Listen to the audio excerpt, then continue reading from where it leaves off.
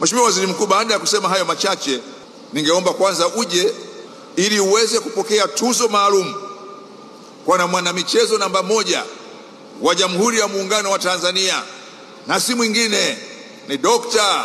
Samia Suluhu Hassan, Rais wa Jamhuri ya Muungano wa Tanzania. Rais wa Jamhuri ya Muungano wa Tanzania, Mheshimiwa Dr. Samia Suluhu Hassan. Ni katika kipindi cha miaka 10 tunazungumzia ukuaji na maendeleo ya soka la Tanzania, ikishuhudia uwekezaji mkubwa unaofanywa katika viwanja vya michezo.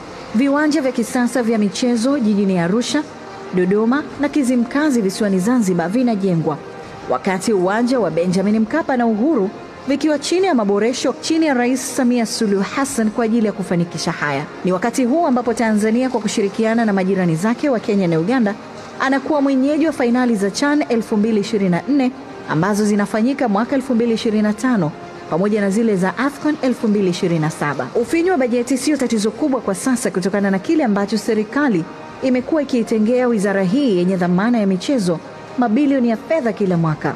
Katika kipindi cha miaka 5 tumeshuhudia ongezeko la fedha ikiwemo zile za miradi ya maendeleo.